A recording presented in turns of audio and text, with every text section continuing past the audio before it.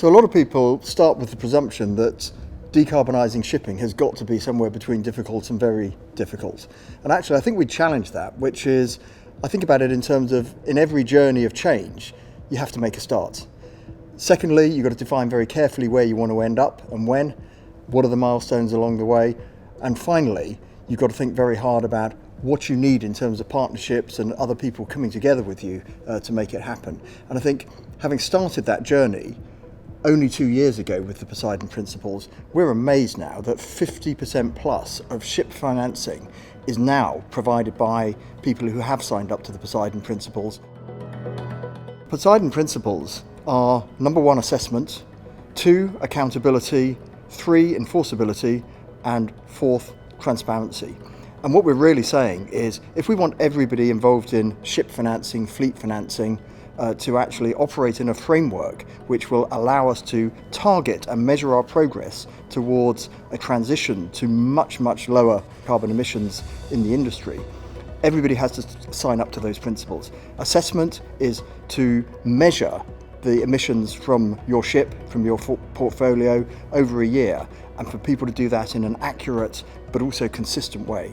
Second, making sure that under accountability, that the way that is done is accurate and can be validated.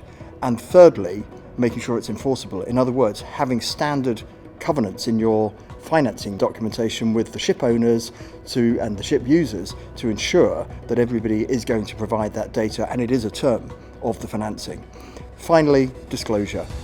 All of the signatories reporting in the progress they're making, the data around their emissions from their fleets, from their ships, and then actually making that public.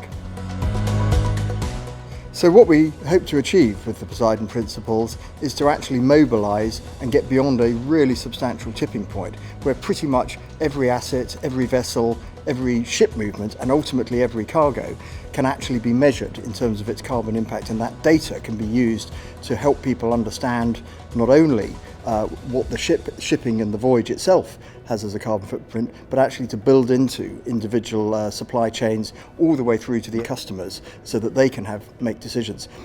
Fundamentally, what do we want to achieve? We want to achieve net zero. We absolutely do see the Poseidon Principles as being a framework, a blueprint that can be adjusted and made to work in other sectors. And the Centre for Climate Aligned Finance, part of RMI, are working now with a number of international banks, including ourselves, on applying pretty much the approach that was taken in the Poseidon Principles to the steel industry.